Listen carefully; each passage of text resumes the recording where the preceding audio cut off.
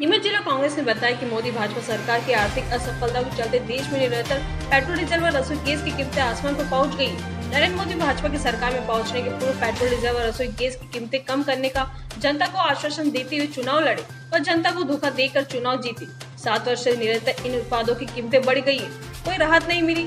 Akhil Bharatiya Congress committee और प्रदेश Congress committee के आह्वान पर नीमच जिले के सभी पेट्रोल पंप और पूरे देश में पेट्रोल पंपों पर कांग्रेस कार्यकर्ताओं ने जनता जनार्दन के साथ कीमतों में वृद्धि के विरोध में मोदी भाजपा केंद्र सरकार के विरोध प्रदर्शन किया।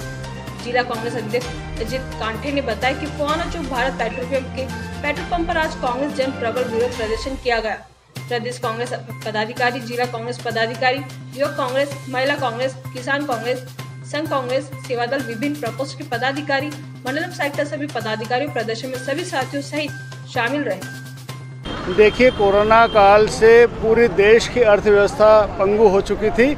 उसके बाद पूरी जनता राहत की उम्मीद कर रही थी, परंतु नरेंद्र मोदी की सरकार पिछले 6 महीने में 25 रुपये लीटर करीब डीजल और पेट्रोल के भाव उन्होंने बढ़ा दिए।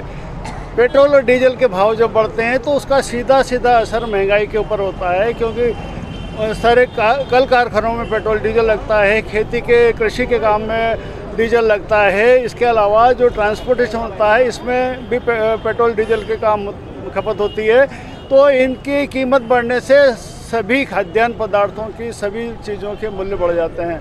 तो उसको कम करने के बजाय इन्होंने लगातार पिछले 6 महीने में 25 रुपये लीटर करीब बढ़ा दिया है, जो जनता पे बहुत ज़्यादा मार पड़ रही है। उसको कम करने के लिए, जनता की मांग को बताने के लिए आज सभी कांग्रेसजनों ने देश के सारे पेट्रोल पंप पे धरना प्रदर्शन किया और मांग करी है कि सरकार जागे और अपना जो मुनाफा कमा रहे हैं जीएसटी के रूप में और एक्साइज के रूप में उसको कम करें और जनता को राहत दें। नीमच शहर के इस प्रमुख पेट्रोल डीजल पंप पर हम सब कांग्रेस के कार्यकर्ता खड़े हुए हैं और आज का जो पेट्रोल का रेट है वो है 105.11 रुपये पर लीटर और डीजल का रेट है 96.37 पैसे पर लीटर।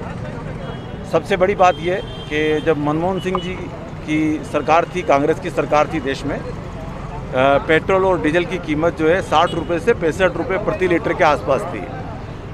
नरेंद्र मोदी और उनकी पूरी टीम चुनाव प्रचार के दौरान गांव-गांव सभाओं में, शहरों में सभाओं में ये मुद्दा उठाते थे कि पेट्रोल और डीजल की कीमतें बहुत ज़्यादा है और उनकी सरकार आई तो वो पेट्रोल और डीजल की कीमतें कम करेंगे।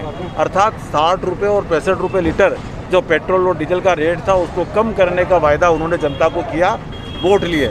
और सब लोगों को मालूम होगा कि भारतीय जनता पार्टी के जो चुनाव प्रचार के ब्रांड एम्बेसडर थे उन दिनों बाबा रामदेव, उन्होंने रजत शर्मा के एक टीवी इंटरव्यू में कहा, दर्शकों को संबोधित करते हुए, कि आप 35 रुपये लीटर पेट्रोल डीजल चाहते हो कि नहीं चाहते हो? तो लोगों ने कहा कि हम चाहते हैं।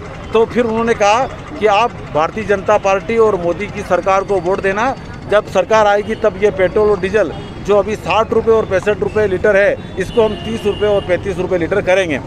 ये कहकर के इन्होंने जनता से वोट लिए और सरकार बना ली। और आज हालत ये है कि 7 साल में पेट्रोल और डीजल की रेट कम होने के बजाय आज 105 और 96 रुपये लीटर हो गई है।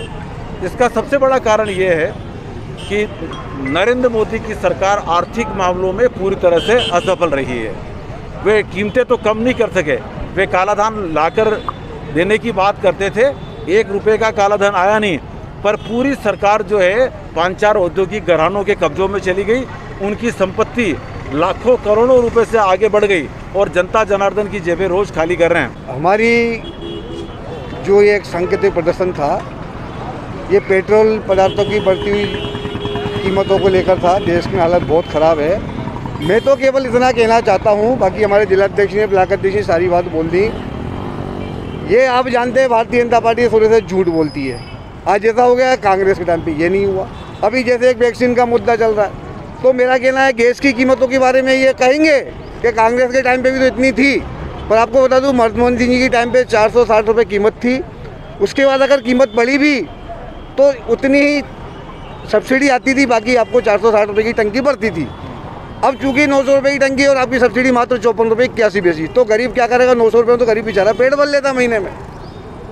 मेन चीज़ ये है कि ये सब्सिडी खत्म कर रहे हैं। उनका कारण ये है कि इसको 1000 पार ले जाएंगे और रिलायंस गैस को ये बाज़ार में लाना चाहते हैं, चूँकि मुकेश अंबानी और अनिल अंबानी की चीज़ है। कुल मिला के ये रिलायंस को फायदा पहुंचाने के लिए पेट्रोल डीजल और पेट्रोल पदार्थों की वृद्धि कर रहे हैं। नीमच से दीपक खताबे की रिपोर्ट।